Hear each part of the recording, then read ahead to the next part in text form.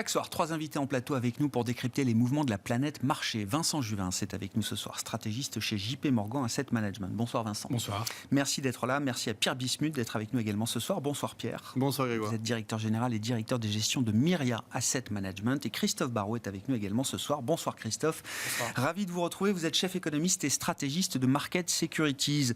Un mot peut-être du cadre macro qui a beaucoup évolué ces derniers jours, ces dernières semaines, dans la perspective de l'année 2022 et au-delà. Christophe, je rappelle pour ceux qui ne vous suivent pas forcément autant qu'ils le devraient, c'était un des grands risques que vous aviez identifié pour 2022, avant même la crise russe, bien avant la crise russe. On en parlait déjà en fin d'année avec vous. Le risque qu'on ait une année de déception en série sur les niveaux de croissance qu'on attendait en début d'année pour l'année 2022.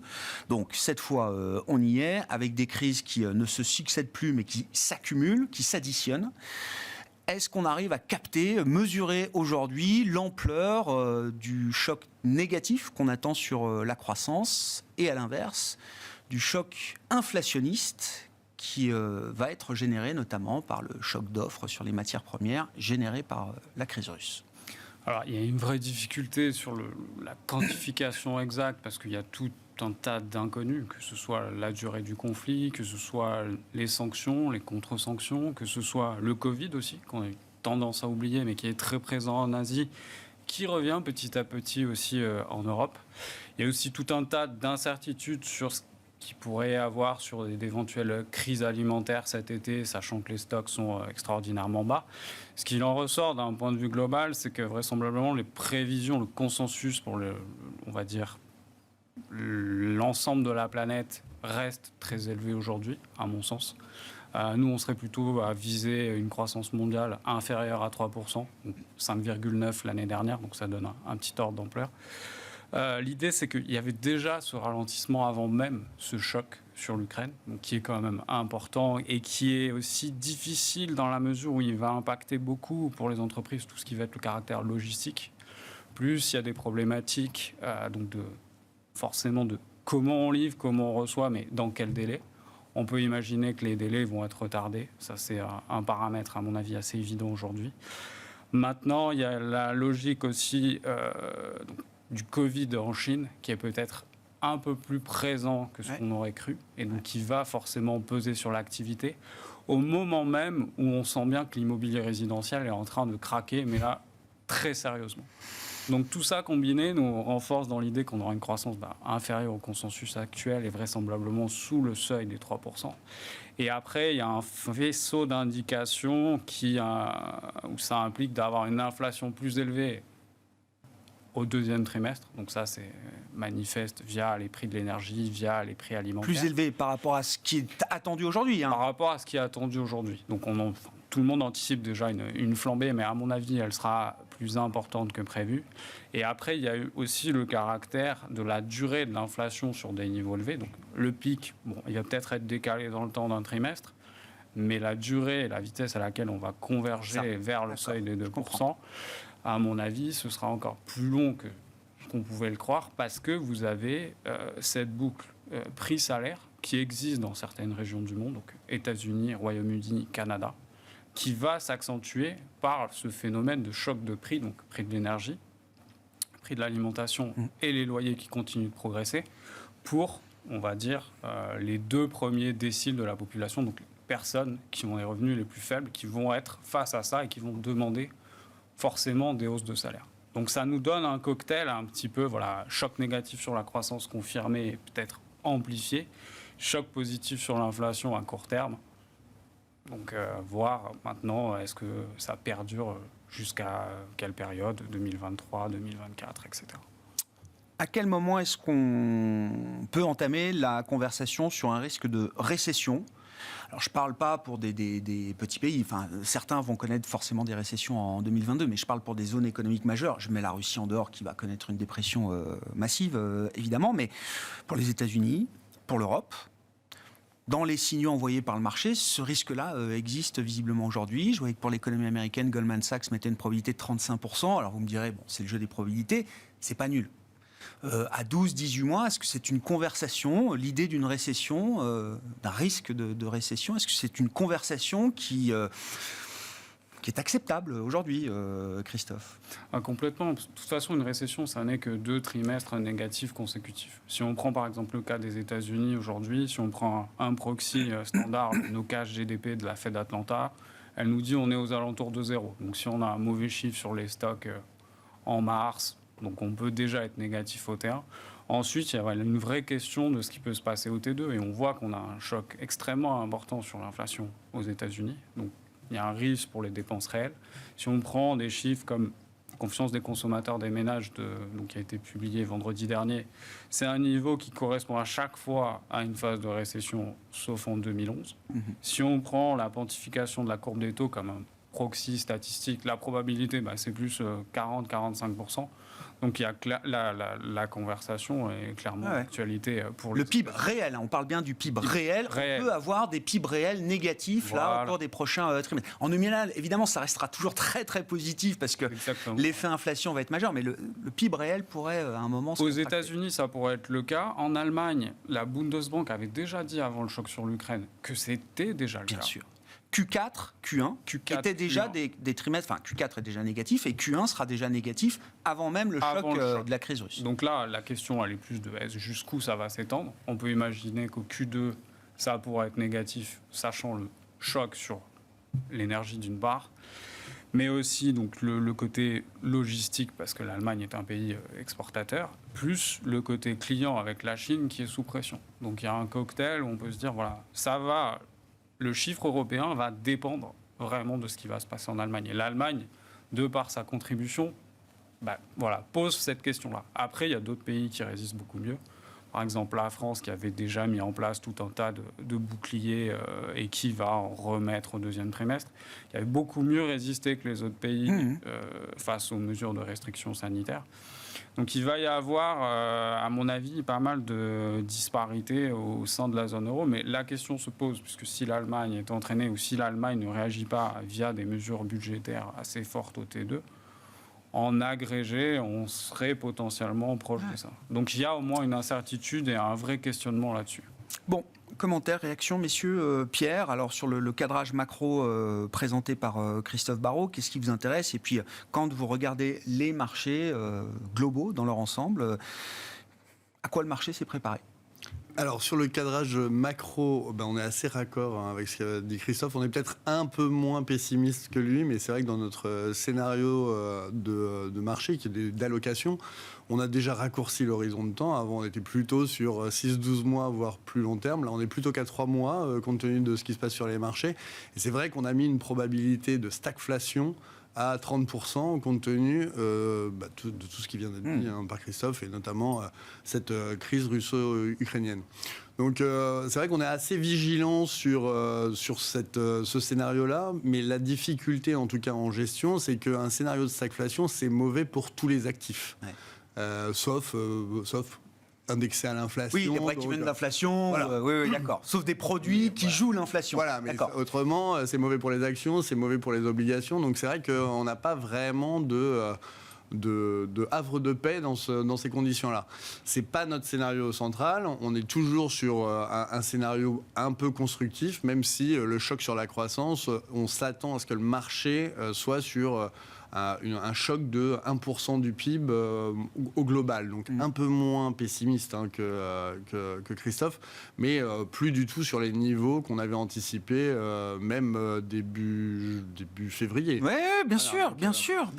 Donc en tant que gérant d'actifs, c'est vrai qu'on a des difficultés à naviguer dans cet environnement, puisqu'on voit bien que les courbes de taux sont tiraillées entre plusieurs feux, donc une remontée prévisible des taux de la Fed, un changement de discours peut-être un peu surprenant de la BCE, qui a dit qu'ils allaient finalement continuer sur leur lancée et ne pas prendre en considération ces impacts du fait de la crise russo-ukrainienne. Donc on a un resserrement monétaire. Resserrement monétaire, appelons ça, faisons simple, resserrement monétaire. Oui, une neutralisation de la politique monétaire. Voilà, avec retrait de la liquidité plus ou moins rapide, avec une inflation, certes, qui est très élevée, mais s'il y a un choc sur la croissance, on ne va pas bien pourquoi accélérer le rythme pour finalement restreindre l'offre, puisque la demande est assez contrainte par ces taux d'inflation. Donc c'est vrai que l'environnement, le cocktail macro et le cocktail des banquiers centraux n'est pas forcément idéal dans ce contexte. Le discours, on va parler de la Fed dans un instant, mais le discours de la BCE la semaine dernière enlève à court terme tout espoir d'une BCE qui prendrait son temps ou qui serait plus attentif aux incertitudes et à la croissance qu'à l'inflation. Pourquoi est-ce que nous serions la seule banque centrale qui ne réagirait pas à l'inflation ? C'est comme ça que l'a dit Christine Lagarde la semaine dernière. Et d'autant plus la BCE qui n'a qu'un seul mandat. Puisque le seul mandat de la BCE, c'est le contrôle de l'inflation. Donc, on va dire qu'on a beaucoup moins de soutien monétaire. Et là, je pense que ce qu'a dit la BCE, c'est que, au niveau budgétaire, il faudra faire. C'est un peu le retour du quoi qu'il en coûte, en tout cas des choses qui permettent finalement de traverser la crise. Oui, le quoi qu'il en coûte a changé de main. Il est dans la main. Ouais. Et donc, juste pour finir là-dessus, Pierre, en tant qu'investisseur, c'est une situation très différente de ce qu'on a connu en mars 2020 avec la crise pandémique. C'est-à-dire qu'on fait le parallèle parce que ce sont deux chocs exogènes, etc. Mais au final, on n'est pas frappé de la même manière par la crise russe. Les outils à disposition sont plus les mêmes que ceux qu'on avait en mars 2020, etc., etc. Ouais. Alors en fait, en mars 2020, il y avait quand même quelque chose qui était assez simple, on va dire. C'est que on avait un assèchement de la liquidité sur les obligations. Et donc, pour préserver les portefeuilles, il fallait faire finalement des emprunts d'État. On n'était pas du tout dans le même environnement avec des banques centrales à la manœuvre. Là, on s'aperçoit à l'heure actuelle, puisque nous, on fait pas mal d'investissements dans les fonds, puisqu'on gère des fonds de fonds, qu'on peut être surpris parfois par des prises de position dans des obligations, notamment russes, qui pourraient être un peu surprenantes. Alors, on n'est pas au niveau de ce qui s'est passé en 2008 avec les subprimes, mais c'est vrai qu'on peut, on s'attend pas à ce que certains fonds aient des positions russes, même contraintes à 3 ou 5%. On ne s'attend pas à ça dans ce qu'on a dans les fonds. Alors, il se trouve que nous, c'est vrai qu'on n'a pas beaucoup, voire quasiment rien comme émergent. Ouais. On a déjà parlé ici, ni sur la dette, ni sur les actions, pour tout un tas de raisons. Mais c'est vrai que dans des fonds plus classiques, on peut être un peu surpris. Et donc, ce phénomène de contagion de toutes petites lignes qui finalement se transfère sur l'humeur des marchés à lead ou une downgrade, conjugué à un assèchement de la liquidité, fait que les havres de paix sont quand même pas moins évident. Voilà, il y avait quelque chose de, c'est difficile à dire, mais il y avait quelque chose de plus simple à analyser et à gérer. En mars 2020 avec la crise pandémique. Quand vous parlez de surposition des crises, on est vraiment là-dedans. Ah oui, c'est ça qui est fascinant.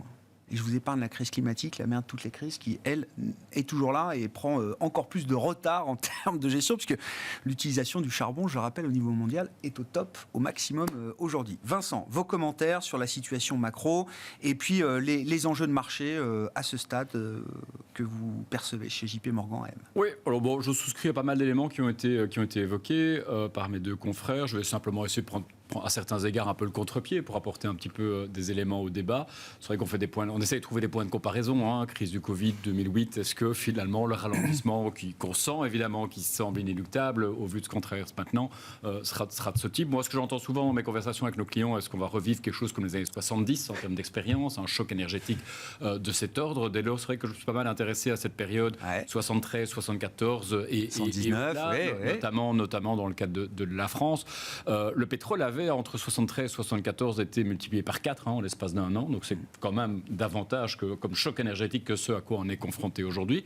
La France avait connu une récession importante, 4-5 trimestres consécutifs de récession à l'époque. Le CAC 40, et je remercie Euronext au passage qui nous a fourni ces données du CAC 40 jusqu'en 1965, avait perdu 30% en 1974, donc pour mettre un petit peu des perspectives. Alors est-ce que potentiellement on pourrait revivre les années 70 maintenant sur finalement l'économie, sur les marchés et autres. C'est ce à quoi Bruno Le Maire nous a préparé. Oui, je pense Il a fait lui-même le parallèle, il a été le premier politique d'importance à faire ce parallèle avec 73. À certains égards, c'est un risque, il faut le rappeler. On pourrait avoir, aujourd'hui, c'est pas tellement le prix d'énergie qui peut parfois être un souci, c'est simplement sa disponibilité. Si demain on devait avoir une escalade du conflit militaire et donc de sanctions, demain c'est pas de payer 200 € le mégawatt-heure de gaz, c'est de ne plus en avoir. Ça veut dire que des pays comme l'Allemagne, comme l'Italie, qui dépendent du gaz pour l'essentiel de fabrication d'électricité, surtout en Italie, devraient couper le courant dans des zones industrielles pour les ménages. On n'aurait que quelques heures de courant par an, par jour, ou une semaine sur deux dans les zones industrielles, et j'en passe. Donc évidemment, on serait dans un scénario type années 70. Donc, je voudrais quand même m'efforcer de voir le verre à moitié plein aussi, et rappeler aussi à tous ceux qui nous écoutent qu'il y a quand même aussi des raisons de penser que ça ne va pas nécessairement être aussi terrible, à tout le moins si on parvient, sur le point de vue du conflit, à fixer les choses. Notre économie est quand même nettement moins intensive en pétrole et en énergie fossile qu'elle ne l'était alors. Dans les années 70, le Français moyen a réduit son intensité en pétrole d'un tiers en l'espace de 10 ans. On n'avait pas d'énergie renouvelable à l'époque. On avait des bagnoles qui consommaient 3 fois plus. Moi, ma voiture, je ne vais pas citer la marque, mais enfin, fait 4,5 litres au 100. Ce n'est pas une électrique. À l'époque, on était plutôt sur 10, 15, 20 litres. Hein. Donc, même chose pour nos bâtiments, ainsi de suite. Donc, en d'autres termes, c'était évidemment beaucoup plus problématique pour l'économie, évidemment, de devoir évidemment, se passer de cette énergie ou devoir faire face à un choc aussi important. Rappelons aussi que les États-Unis étaient importateurs nets de pétrole dans les années 70. C'est devenu un des premiers exportateurs mondiaux. On a une meilleure diversification de nos fournisseurs énergétiques aujourd'hui, ou de notre mix énergétique, parce qu'on a le renouvelable et plus de fournisseurs. Donc ceci devrait peut-être aussi, imaginons le scénario un petit peu du pire en Europe, on essaie, et c'était l'objectif du plan annoncé la semaine dernière, Repower EU, c'est d'essayer vraiment de voir avec nos partenaires, en tout cas fournisseurs énergétiques, qui pourraient éventuellement compenser pour la perte éventuelle des approvisionnements de gaz russe, Algérie, Norvège, Qatar, États-Unis et autres. Mais enfin, c'est des questions qu'on peut avoir aujourd'hui. Par ailleurs, il y a un grand accent qui est mis en France notamment et autres sur la capacité. Évidemment, l'énergie qui coûte le moins cher, c'est celle qu'on n'utilise pas, mais c'est aussi d'avoir des plans d'investissement qui nous permettent évidemment de réduire notre consommation d'énergie. Ça pourrait évidemment compenser une large partie en tout cas de ces pertes. Et en tout cas, ce qui était intéressant, c'est qu'un coût supplémentaire. Mais on n'a pas attendu d'être confronté à cette crise pour prendre ces mesures. Je voudrais rappeler aussi par rapport à nos perspectives de croissance. Et encore une fois, je prends volontairement le contre-pied de ce qui a été dit, auquel je souscris, et j'ai pas mal d'inquiétudes en ce moment-ci. N'oublions pas qu'on a cette année encore les effets du plan de relance européen qui avait été lancé pendant la période de Covid, Next Generation EU, que cette année, les déboursements de ce plan de relance sont équivalents à 1,5% du PIB, grosso modo, qui avait aussi une vocation à investir dans la transition énergétique. Donc, pour une fois, l'Europe, et pour moi, le problème de question par rapport au fort ralentissement conjoncturel, c'est surtout un problème européen. Je trouve personnellement que 35-40% aux États-Unis de probabilité de récession, c'est un petit peu élevé à ce stade-ci. Les États-Unis sont globalement, économiquement, mieux protégés par rapport à ceci que nous le sommes. Mais en Europe, il y a quand même déjà pas mal de bonnes dispositions qui nous permettraient, toutes choses étant égales par ailleurs, d'accuser le choc. Et alors, pour les investisseurs, évidemment, enfin, on a déjà évoqué pas mal de thèmes, et on va le faire dans le reste de l'émission, mais évidemment, la période d'incertitude va encore perdurer. Je pense que et par ailleurs s'accentue même sur les éléments mêmes qui devraient protéger nos portefeuilles. On voit que les marchés obligataires, et ça c'est peut-être un peu la surprise pour l'instant, sont en grande difficulté. Donc il nous faut trouver des hedges en portefeuille. Quels sont-ils? On les trouve en Chine, la devise, des obligations chinoises notamment. On voit certaines thématiques quand même émerger. Enfin, je ne peux pas dire qu'il y a beaucoup de thèmes qu'on avait en début d'année qui se sont avérés en tout cas efficaces en termes de stratégie d'investissement au vu de ce qui vient de se passer. Il y en a un parmi ceux-ci qui, en tout cas, fait ce qu'on attendait de lui. C'est notamment le thème de la transition énergétique. On y viendra pour l'instant. En tout cas, dans cet océan d'incertitude, il y a quand même une ligne de force. C'est que, quoi qu'il en soit, l'Europe, le monde, va devoir, au vu de ce qui se passe, accélérer cette transition énergétique. On peut avoir quand même quelques convictions fortes.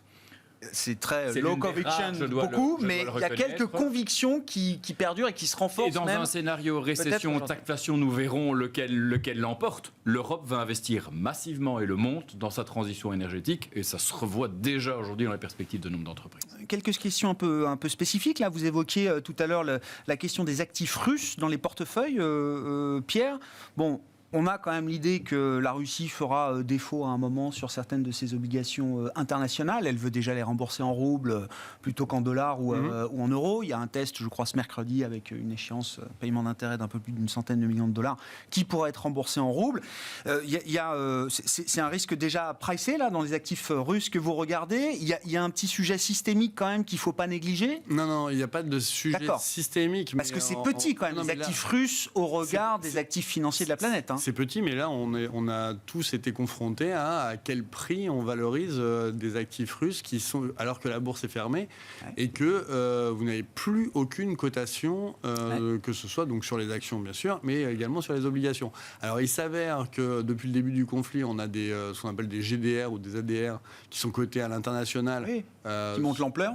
Voilà, qui montent l'ampleur. Et donc, nous, on a pris la décision... quand on était concerné, mais très peu concerné, d'appliquer ces cours. Mais c'est vrai que c'est plutôt valorisé à des prix complètement cassés. Mais il y a un sujet, le jour où la bourse russe rouvre, alors ce ne sera pas cette semaine, on verra, la suivante ou celle d'après, j'en sais rien, mais le jour où ça recote, il y a un risque systémique là pour la planète finance. Alors je ne pense pas, parce que je pense que tout le monde a pris en considération l'effondrement des cours dans les valorisations. Mais dont je parlais d'une portion très contrainte, mais très contrainte dans certains fonds, mais c'est quand même assez surprenant d'avoir des actifs russes pour des questions de rendement qui sont encore présents. Sur l'idée d'un défaut russe, c'est un sujet de marché, ça fera la une évidemment, ce sera un symbole fort de voir un État souverain passer aussi vite d'un État de signature souveraine appréciée par les investisseurs. Je rappelle que c'était quand même le cas il y a encore 3 semaines. La Russie était un État souverain aux excédents multiples grâce à la rente pétrolière, basculé en quelques semaines au défaut, donc ce sera un symbole fort. Mais sur le plan des marchés financiers, est-ce qu'il y a un enjeu réel derrière ça, Christophe ? Ma conviction, c'est qu'il y a déjà énormément de choses pricées. Il y a beaucoup de banques dépositaires qui valorisaient à zéro complètement, qui ont déclenché les appels de marge, etc. Donc je ne suis pas certain qu'il y ait des grosses répercussions en Europe, du moins, ou aux États-Unis. Par contre, il faudrait quand même regarder ce qui se passe chez eux le jour où ça ouvre. Et après, la question du cours, etc. Mais sur les acteurs internationaux, mon sentiment, c'est que c'est déjà bien pris en compte, voire peut-être même au-delà, parce qu'en valorisation, comme le dit Pierre, en valorisant au cours des ADR, certains cours, c'est moins 99. Bien sûr. Et on a du mal à se dire que sur la bourse russe, ce sera ces niveaux-là. Oui, d'accord. Mais c'est plus pour les acteurs locaux russes, du système financier russe, qui a un peu d'inquiétude à avoir peut-être. C'est là, moi, j'en aurais pour le coup. Après, sans maîtriser dans le détail la zone, mais après, sur les gros investisseurs, déjà, la part, comme l'a dit Pierre, est quand même relativement restreinte. Et les précautions de valorisation sont plutôt extrêmes. Bon. Allons sur le sujet des banques centrales avec la Fed, qui sera le gros morceau cette semaine, qui va enclencher sa première hausse de taux, sans doute 25 points de base annoncés dès ce mercredi, Christophe, et ensuite ça, c'est la quel va être le message, selon vous, qui va accompagner cette première hausse de taux, et jusqu'où la Fed peut s'engager dans un moment où l'incertitude est quand même un peu plus élevée qu'elle ne l'était encore au début d'année. Ouais. Alors, la dernière fois que je suis venu ici, j'avais dit, sur 2022, ce qui va compter avec la Fed, c'est uniquement la politique et Biden, et tout le reste, en fait, ça ne comptera pas, parce que la Banque centrale n'est plus indépendante de loin, et surtout pas une année où il y a des élections de mi-mandat.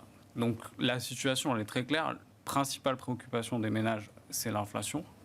Plus les prix de l'essence, plus les prix de l'alimentation montent, plus dans les sondages, il a tendance à chuter. Et là, il est bien en deçà de là où était Trump au même moment. Donc le leitmotiv, c'est il y a trop d'inflation. Et donc, si on regarde la communication de Joe Biden, de toute son administration, déjà, c'est relever les taux, c'est super, c'est bien. Donc, très concrètement, premier relèvement de taux, 25 BP. Powell a déjà préparé le terrain, pas de souci. Dès qu'il y aura une fenêtre de tir pour faire 50 BP, ils vont y aller. Parce que l'objectif, ce sera... Alors, on peut être pour, contre le raisonnement, mais l'objectif, ce sera de faire baisser l'inflation le plus vite possible avant les élections de mi-mandat. D'accord. Sauf que 50 points de base, même cet été, c'est pas ça qui fera baisser l'inflation. Si l'inflation doit baisser en novembre, elle baissera pour d'autres raisons avant tout. La problématique d'inflation, c'est beaucoup plus long terme. C'est une problématique de loyer et de politique de logement qui n'a jamais été menée et qui est, à mon avis, un des socles de l'inflation aujourd'hui. Il y a une problématique aussi d'immigration. Parce que si on regarde comparativement à la trajectoire, on sait que sur cette année, il y aura 1 million de visas de travail en moins par rapport à ce qu'il y aurait dû avoir. Donc ça pèse aussi. Plus, il y a aussi une logique de comment vont se comporter les ménages les plus pauvres aujourd'hui. Et dans un contexte de restriction de Covid. Et ça, c'est des jobs où les gens demandent des hausses de salaire de 5, de 6, de 7, de 8%, et où les salaires ont tendance à progresser beaucoup plus que sur la moyenne. Et ça, alors, relever les taux, bien sûr que ça peut marcher, puisqu'au bout d'un moment, on va cracher l'économie. Oui. Mais tout ça aurait dû être traité bien en amont. Et le diagnostic qui avait été fait mi-2020, qui était, je le rappelle quand même, l'inflation va s'écrouler aux États-Unis. On nous a répété en boucle pour passer à c'est transitoire, pour passer à on ne sait plus trop. Le boulot aurait dû être fait là. Maintenant, l'objectif pour eux, c'est l'inflation. Ils veulent le traiter de cette manière. Potentiellement, ils vont attaquer le bilan également. Rapidement, ouais. Ils vont peut-être vendre des actifs d'ici la fin de l'année parce que c'est une priorité et parce que leur logique, qui n'a jamais changé, est celle-là. Donc le put, là, est suspendu, mis entre parenthèses pour quelques temps. Le put fait qu'on aura 25 BP en mars et pas 50. Si on a une amélioration de la situation sur le front ukrainien, on aura 50 BP. Ouais, très clair. Bon, Vincent, quelle est la vue JP Morgan là, sur la Fed? Pas ce qu'elle doit faire, ce qu'elle va faire. Moi, c'est ça qui m'intéresse. Oui, en tout cas, les marchés ont déjà, comme beaucoup de choses, revu sensiblement leurs anticipations. On était presque à 7,12 de taux attendu, en tout cas début février. On n'en est plus qu'à 4,5. Donc on verra. En effet, je crois que le 25 points base de cette semaine est acté. On verra sur la suite. Je souscris assez bien à l'idée que se recréer un petit peu un buffer, c'est quelque chose qui est souhaitable du point de vue de la Fed. La Fed est aussi dans une situation particulière pour laquelle je ne ferai pas une extension de cette situation à l'Europe, par exemple, où objectivement, on n'a pas ce problème de moins, en tout cas, loyer immobilier, salaire, et puis toute chose étant le cas par ailleurs avec les flux de migration que nous allons avoir, ça va pas être le sujet. Mais c'est vrai qu'aux États-Unis, il y a cette réalité qui doit être traitée. Et je pense qu'en effet, s'il n'y avait pas eu la crise ukrainienne, on aurait eu en effet beaucoup plus rapidement peut-être des 50 points base par meeting.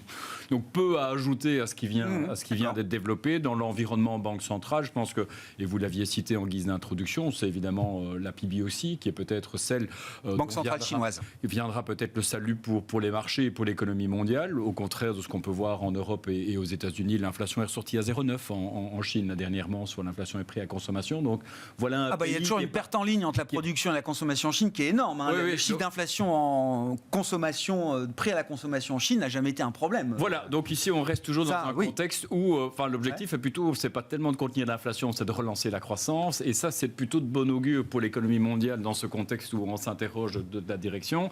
Certainement que les Chinois ont été ambitieux par ailleurs par rapport à leurs perspectives de croissance. On le notait avant de rentrer en plateau, 5,5, c'est ambitieux. Nous n'avions pas des chiffres de croissance aussi ambitieux en début d'année pour la Chine, avant la crise en Ukraine. On était plutôt sur des 4, 4,5, donc c'est quand même un bon pourcent au-dessus de ce à quoi on s'attendait. Ça veut dire qu'il faudra relâcher la bride monétaire et la bride budgétaire en même temps. Mais donc, je pense que la PBOC donc, est attendue au tournant, donc on verra un petit peu. Il y a par ailleurs, les crises se juxtaposent, comme vous le signaliez. Donc c'est la Russie, mais c'est également Omicron qui refait son apparition évidemment, ou le Covid de manière générale en Chine. Donc il va falloir mettre les bouchées doubles pour relancer l'économie. Et donc une PBOC qui devrait être, à mon avis, un peu plus agressive dans son positionnement. Et donc l'investissement en Chine, à définir, Vincent, ça reste pour vous quelque chose d'intéressant à travers cette année 2022. Malgré la crise géopolitique, on voit bien qu'en arrière-plan de la crise russe, il y a quand même le dossier US-China qui est toujours très présent. Malgré l'effondrement continu du secteur immobilier, on pensait que ça s'était calmé, mais non, c'est reparti de plus belle, etc., etc.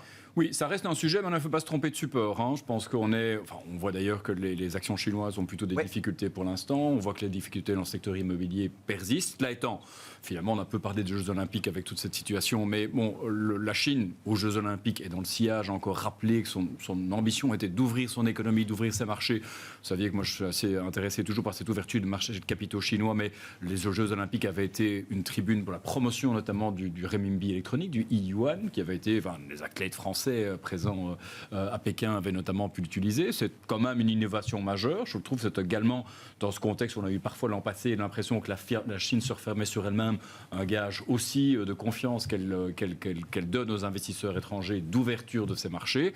Maintenant, il est certain que ce qu'on voit, c'est que le risque n'est pas plébiscité par les investisseurs aujourd'hui. On cherche des safe havens. Et qu'est-ce qu'on voit, c'est que pour différentes raisons, d'ailleurs géopolitiques, le renminbi reste assez bien soutenu. C'est ce que vous disiez tout à l'heure. Si on a une banque centrale chinoise qui va plutôt baisser les taux, par extension, ça pourrait être bénéfique pour le marché obligataire souverain chinois. Donc c'est vrai qu'à l'heure où nous, investisseurs, asset allocate, on est parfois un peu démunis quant aux thématiques à prendre en portefeuille pour l'instant, il y a à mon avis des thématiques chinoises, comme la devise, comme les obligations souveraines, qui aujourd'hui méritent d'être intégrées en portefeuille. Bon. Et oui, ça n'a pas changé. Et dans un monde qui change, ça reste pour vous quelque chose, et ça n'a pas changé, point d'ancrage. Ça fait partie des rares actifs décorrélants. On a plus de difficultés aujourd'hui sur des thématiques comme la duration américaine, dont on avait pu penser à un moment qu'elle redevenait en effet attractive. Bon, maintenant à 2,10, on recommence à retrouver des niveaux qui sont potentiellement un petit peu attractifs pour en reprendre en portefeuille. Donc il y a quand même des opportunités ailleurs. Je serai encore plus prudent sur les obligations gouvernementales européennes, où là il y a probablement encore plus de chemin à faire avant qu'on ait un niveau plus proche de fair value. Pierre, vos commentaires, alors on parlait de la Fed, effectivement, si ça appelle un commentaire de votre part, avec plaisir. Et puis revenons un peu sur les sujets d'investissement, la stratégie, le niveau d'exposition au risque, et comment on balance un peu les portefeuilles aujourd'hui ou les grandes allocations. Est-ce qu'il faut être très cash déjà? C'est quand même la première question, encore. Ou est-ce qu'on est déjà dans des marchés, entre guillemets, d'opportunités? Alors, sur la Fed, non, je n'ai pas grand-chose à dire. Donc 25 points de base, vous êtes d'accord avec ça? Oui. Alors après, moi, je me demande comment le marché va le prendre. Voilà. Je pense que le discours va être quand même assez clé, parce qu'on a vu que l'élastique est très tendu sur les taux. Il y a beaucoup de nervosité. Ça repart vite à la hausse, les taux. Oui, justement. Non, mais justement. Ça repart c'est, très vite, justement, et en fait, je pense que c'est pas vraiment le niveau des taux que le niveau de la courbe, comme l'avait évoqué Christophe. Et la courbe est quand même très plate. Donc ça, c'est pas un super signal. D'ailleurs, on a vu les banques américaines avant la crise russe, c'était déjà pas brillant. Depuis la crise russe, c'est vraiment... Le parcours boursier, vous voulez dire? Boursier, ouais. C'est-à-dire que... Qu'est-ce qu'elle y peut, ça, la Fed? La Fed, elle peut... Dans quelle mesure ça peut l'influencer? C'est-à-dire que si la courbe commence à s'inverser, et ça, c'est vraiment très mauvais, ça, on est tous d'accord. Et c'est vrai que c'est un 2 ans qui remonte vraiment très fortement, un 10 ans et un 30 ans qui commence à être pas sur les mêmes niveaux, mais presque. Il y a 30, quand je suis parti du bureau, il y avait 35 points de base entre les deux, quoi. Donc, si on commence à avoir une inversion du 10-30, c'est quand même un assez mauvais signal. Donc, la Fed, qui a pour le coup 2 mandats, entre l'inflation et la croissance, pourrait s'interroger sur au moins son discours. Voilà.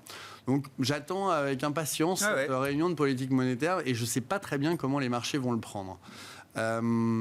Après, sur les portefeuilles, on a vu qu'on a un processus de marché à saut. Donc c'est très difficile d'être absent des marchés actions, puisque si vous coupez, généralement, toujours au pire moment, bien sûr, et on a vu des rebonds spectaculaires. La séance de mercredi dernier nous le rappelle. Voilà, donc et même encore là, encore franchement, vendredi soir, clôture de Wall Street, on pouvait craindre quand même l'ouverture d'aujourd'hui. Finalement, on est sur une séance de hausse. Donc nous, on a privilégié finalement des stratégies optionnelles, parce que c'est très difficile de positionner les portefeuilles. C'est très difficile d'être short sur les marchés actions, surtout à ces niveaux où en fait on est quand même très loin des plus hauts. Donc on essaye de positionner en fait les portefeuilles de manière assez conquérante, mais via option. Donc et surtout que vous avez une grosse différence entre on va dire la vol des puts et la vol des calls. Donc vous avez une certaine asymétrie que vous pouvez jouer par les produits dérivés. Mais c'est vrai qu'on n'a pas beaucoup d'idées. Moi, sur ce thème de l'inflation, j'ai essayé de positionner des métaux précieux en termes d'essayer d'équilibrer les portefeuilles. Mais très difficile d'être short action pour tout un tas de raisons. Parce que c'est vrai qu'il y a beaucoup de choses de price dans les marchés et que ça peut repartir. On a bien vu, dès qu'il y a des espoirs de cesser le feu, le marché finalement reprend sa marche en avant. Donc pas vraiment beaucoup de nervosité qu'il faut essayer de mettre à profit. Une excellente analyse de Market Security signalait ce matin qu'il y avait, alors en termes de valorisation, si on prend le PE Forward US versus Stock 600 Europe, on est revenu sur des écarts quasi historiques. 30% d'écart de valorisation entre le marché américain, valorisation la plus riche aujourd'hui, par rapport à la valorisation du marché européen. Cette situation nous dit quoi? Est-ce qu'elle nous dit qu'il y a un gros potentiel de rebond sur les actions européennes, ou est-ce qu'elle nous dit qu'il y a un gros risque sur le marché américain qui est encore trop bien valorisé? Eh bien, malheureusement, je pense qu'on n'a pas la réponse. En tout cas, moi, je ne l'ai pas. Je pense que la crise, en fait, cette crise européenne fait qu'effectivement, vous avez phénomène de solde sur pas mal de marchés européens. Et c'est vrai qu'on a du mal à voir si cette crise peut faire tache d'huile. On sait qu'on va avoir une crise de réfugiés, on sait qu'on va avoir une crise alimentaire. Tout dépend de notre capacité, alors là c'est vraiment dans les mains des politiques, à gérer ça correctement et à faire en sorte d'adoucir en fait, l'effet du choc qui va arriver. Donc, avec les États-Unis, quand on regarde géographiquement, les États-Unis paraissent quand même plus immunisés. Mais en même temps, on a cette confrontation États-Unis-Chine qui fait que toutes les actions chinoises partent au tapis en ce moment. Sur la Chine, justement, Christophe, peut-être pour finir avec vous, 5,5% de croissance, c'est l'objectif officiel que s'est fixé donc Xi Jinping pour son année de réélection, on le rappelle. Pourquoi est-ce que c'est un pari ambitieux qui n'a rien d'être, dont on n'est pas certain qu'il soit gagné avec succès par Pékin cette année? Alors, avant même ce qu'on pouvait avoir sur le conflit en Ukraine, sur la dernière vague de Covid, comme on a déjà rappelé, 5,5, ça semblait assez ambitieux d'une part.